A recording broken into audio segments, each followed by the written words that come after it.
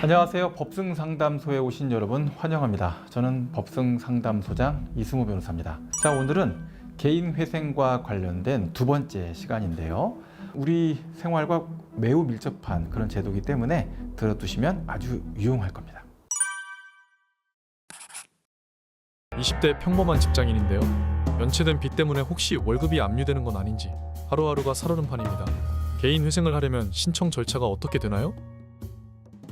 자, 먼저 변호사와 상담을 하시고 체크해야 될 포인트, 부양가족이 몇 명이 되시고 소득이 어떻게 되고 부채 규모는 어떻게 되는지 등등에 대해서 정확하게 좀 확인이 필요합니다. 자, 그렇게 정리가 되고 나면 변제 계획안을 작성을 해서 신청서를 제출하게 됩니다.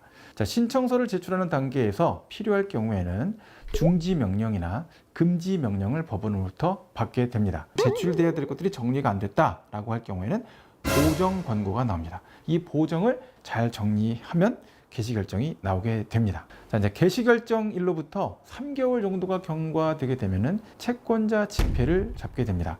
채권자 집회에는 채무자인 본인이 반드시 출석을 해야 됩니다. 출석을 하지 않게 되면은 회생 절차가 폐지되게 될 수가 있으니까 각별히 주의하실 필요가 있습니다. 자, 큰 문제가 없게 되면은 회생 절차와 관련된 개인 회생 인가 결정이 나오게 됩니다. 작은 카페를 운영하는 30대 자영업자입니다. 빚은 많은데 젊은 나이에 회생을 해도 될지 고민이 참 많습니다. 개인 회생을 하면 어떤 장단점이 있나요? 첫째로는 신용카드가 정지됩니다. 해당돼서 당연히 신규 대출도 받으실 수 없게 됩니다. 더더군다나 최저 생계비를 제외한 나머지 금액에 대해서는 변제 계획안으로 반영돼야 된다는 부분이 있기 때문에 실제 사용할 수 있는 금전적 소득이 크게 줄어들게 됩니다. 그렇지만 해당 사안 관련돼서 채무 부담에 대한 책임이 배우자나 자녀, 가족에게 가지 않습니다. 면책 결정 후에는 은행 거래도 자유롭게 된다라는 점도 기억하시면 됩니다. 계속적으로 회사를 다니면서 또는 자영업자로서 영업을 계속하면서 변제를 하고 채무 면책을 받고 신용을 회복할 수 있다는 점에서 개인회생 제도는 굉장히 중요하고 유용성이 높은 제도입니다. 개인 회생을 고민 중입니다. 신청하면 금융 거래도 어렵고 신용카드도 못 쓴다고 하던데 정말 그런가요? 신용카드는 언제 다시 사용할 수 있을까요? 금융기관에서 부채 증명을 발급하면서 한국신용정보원의 정보를 공유하게 됩니다. 그 순간부터 신용카드 사용, 신규 대출이 중지되게 됩니다. 자, 신용카드는 그럼 언제 다시 발급받게 되느냐? 면책 자체가 다 돼서 신용이 회복될 수 있는 상태가 되면 그때 가서 신용카드 사용을 하실 수 있습니다.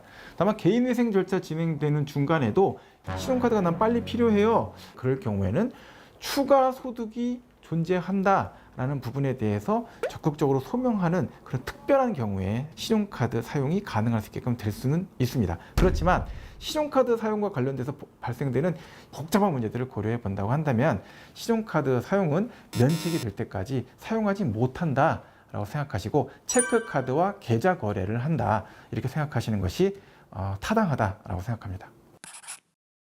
3남매를 키우는 40대 가장입니다. 외벌이다 보니 제 월급으로는 생활비 하기도 빠듯한데 빚을 최대한 탕감받는 방법이 있을까요? 부양 가족 수에 따라서 최저 생계비 그리고 변제율 자체에 대한 탕감률 자체가 더 올라가게 됩니다. 종합해 보면 나와 배우자의 재산은 적고 부양 가족 그러니까 자녀들은 많고 그리고 내가 사치성 소비를 하거나 투자를 무리하게 했던 것들은 별로 없다라고 하게 되면 탕감률은 최고로 올라가게 됩니다. 다만 이 문제와 관련돼서 최저 생계비가 너무 높게 잡혀서 전체 소득을 넘어가게 되면 개인회생 절차를 이용할 수 없는 상태가 될 수 있거든요.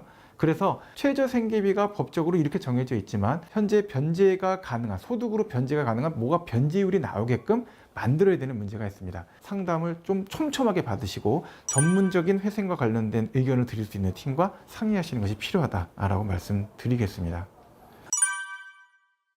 개인 회생과 관련돼서 다중채무 상태에 있어서 곤란을 겪고 있는 분이 450만 명이라는 기사가 보도되고 있습니다. 현재 개인회생을 진지하게 고민하고 계시다면 비전문가나 또는 인터넷에 떠도는 믿을 수 없는 또는 확인되지 않는 정보들만 믿고 진행을 하셔서 오랜 기간 동안 고통을 받는 그런 상황은 피하시는 것이 바람직합니다. 전문가와 충분히 상의를 하시고 정확하게 신속하게 사안을 해결하시기 바랍니다. 해당 내용 관련해서 도움이 되셨다면 구독, 좋아요 눌러주시고요. 또 좀 급하게 물어보실 내용이 있다고 하신다면 저희 법승에 문의 주시면 그 내용에 대해서도 친절하게 답변 드리도록 하겠습니다. 지금까지 법승상담소 상담소장 이승우 변호사였습니다.